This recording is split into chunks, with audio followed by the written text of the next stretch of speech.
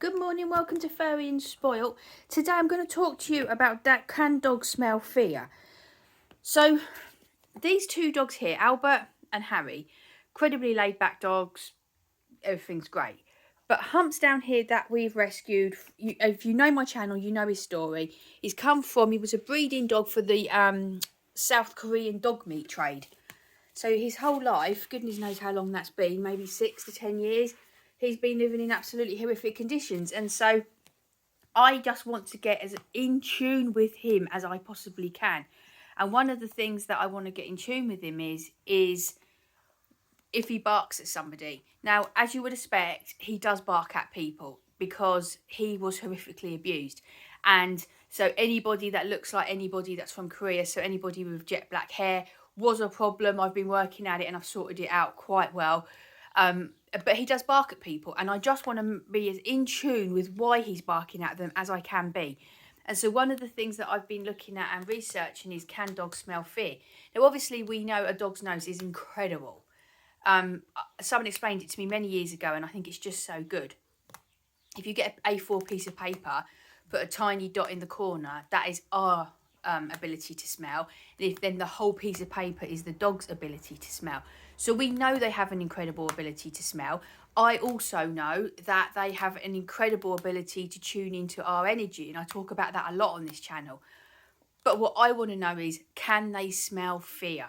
So obviously there are many people in the world who are scared of dogs, and that's fine, you know, that there's no problem with that. Everyone is scared of something. But dogs, it has been proven when they've done studies that if somebody is scared, they do seem to react in a more aggressive nature towards them.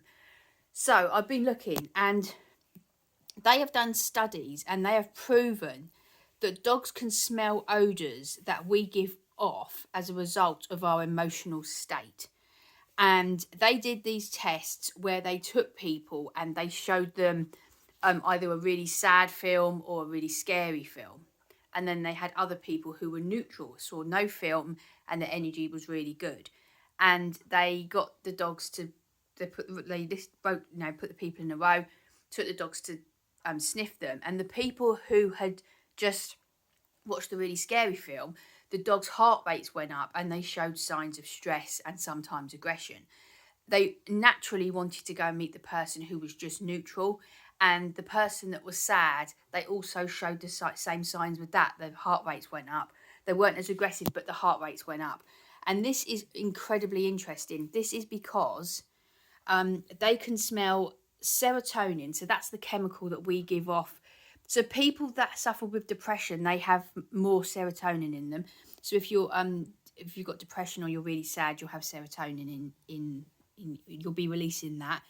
Adrenaline and cortisol, which are both stress hormones that we release when we're stressed and scared.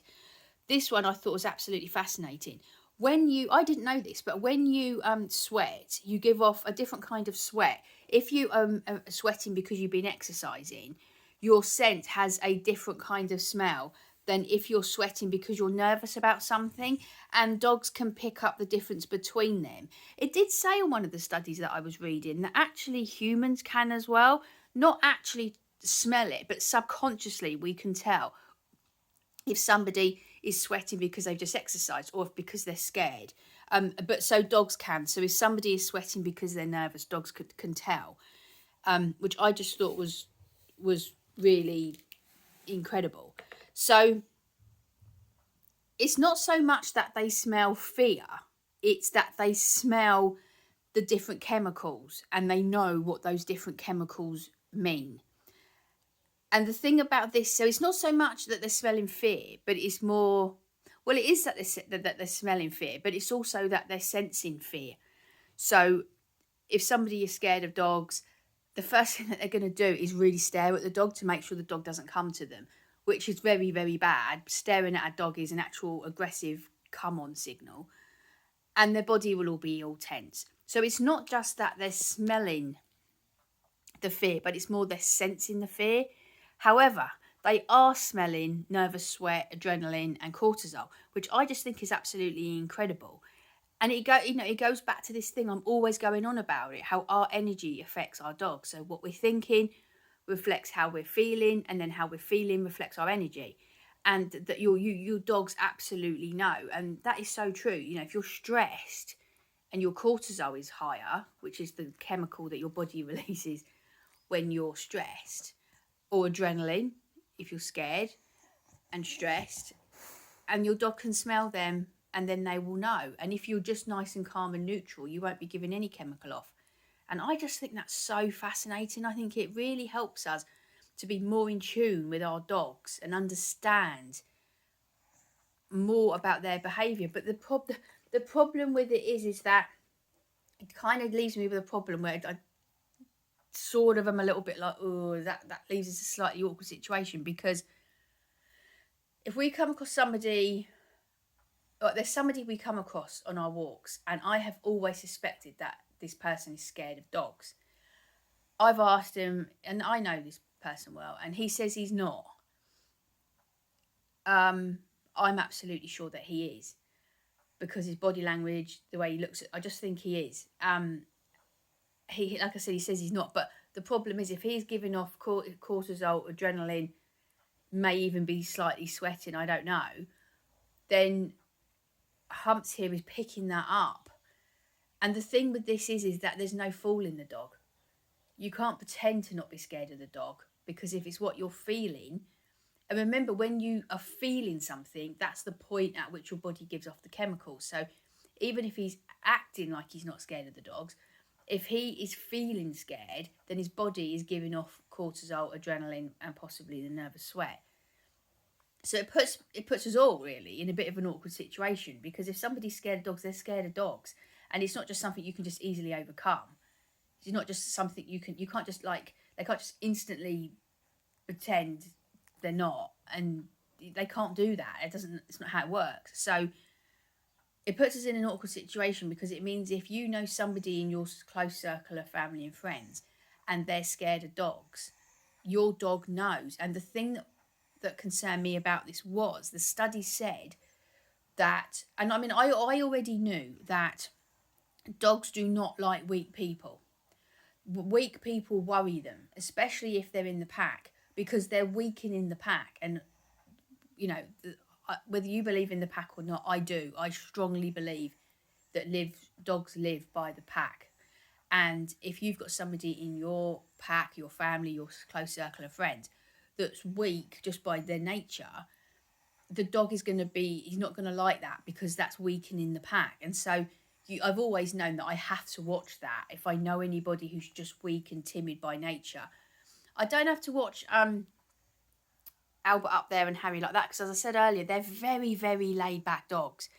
But like I said, Humps, you know, he's come from Korea. He's not laid back. And why should he be laid back? He shouldn't be. He will be laid back, and we're doing incredible work with him, and he's improving every day. But it's completely understandable that he might not be laid back about a lot of things because of the horrific situation that he was in there. And so the point I've got to be aware of is that when we're out and about and we meet people, if he barks at somebody, and I'm going to now assume that person's scared of dogs. I mean, if he barked at somebody, I didn't take him up to the person or anything like that. Of course I didn't. But the thing is, there's two things. It could be that it reminds him of somebody in Korea that abused him. For some reason, he doesn't like old ladies, and I can't work it out why. I was thinking it was because all the old ladies he seemed to bark at were pulling trolleys, so I thought that's got to be it. But then we've seen some who aren't, so I'm not quite so sure now. But now I'm going to assume, so basically I have to assume that when he barks at somebody, it's either they remind him of somebody that he knew in Korea, could just be a nasty person. I'm a real big believer in that dogs just pick up on nasty energy, that they just know if somebody's not a nice person. Or there is the possibility that the person is scared of dogs, which I've always been aware of that. And I've always said this to my husband when we're out and about with the dogs. Remember, not everybody likes dogs. Remember, not everybody is okay with dogs. And and so if we're walking by someone, pull the lead in. Don't just let them, because if you leave them with the longer lead, my boys will all just they'll wander up to people. And that somebody could be scared of dogs, and that's not okay. That's not okay at all. So I don't just let them wander up to people. Although you would be amazed how many people wander up to them. But, you know, so that's the point I'm trying to make. I now know that without doubt, they know if somebody is scared of them because they can smell the chemicals. That couldn't be clearer to me now. So I've just got to make sure that if you're barking at somebody, and I think there's a possibility that if I think you're scared of dogs, I'm not going to second guess myself anymore. I'm going to go, yeah, you are. He's smelling cortisol, adrenaline, nervous, sweat off you. Let's get out of here because this is a bad situation. I think something that's really important is that if you have somebody in your circle or your family or whatever that is scared of dogs, yeah, it's really, really important that you don't be really careful with this. Be really, really careful with it. And I'm going to be really, really careful with it, because if a dog picks up on the fact that somebody is scared, like I said, they've been proven in these studies to be more aggressive. So that obviously could be a very, very dangerous situation. So I would never put my dogs in a situation with anybody that is scared. There's one person I know in my close circle of family and friends that I suspect is scared of dogs. She keeps saying she's not, but I think she is. And now I'm thinking, I'm not risking that anymore. I think it would be silly to risk that. When she comes near them, or she comes around or whatever, Humps does bark at her, and I'm not risking that anymore. I think that would be a silly thing to do, so I'm not risking that situation anymore. I think it's really important to be aware of it, but it's also very serious. So unless you're a very experienced dog owner, I wouldn't try and deal with that situation on your own. It's fascinating. Dogs are just amazing, aren't they? But that is incredible. So they can smell serotonin, adrenaline, cortisol, and they can tell the difference between exercise sweat and nervous sweat. I think that's absolutely incredible. But it does open up your eyes to listening to what your dog is saying. If your dog is not happy with someone, listen to them, because they are picking up signals from that. This is the other thing. Remember, we walk around in a world where we think we can read people, we can tell what someone's like and whatnot. But it is nothing compared to the world that our dogs are walking around in. So they can tell so much clearer whether a person's nervous, weak, strong, scared, anxious, depressed. They can tell that so much clearer than we can, and from a much further distance than we can, because I can't remember exactly what it is now. I can't remember what the distance is, but it was really quite far that they could smell these chemicals from people. And I bet that's further than we can see. So we can't really tell a person till we get quite close. But way, way back, they are smelling those different chemicals. And so I'm certainly paying, like, if someone's coming towards us, way before they've got to us, I'm looking at my boys and just making sure that their energy is okay and they're happy to continue walking. Yeah, it's really interesting.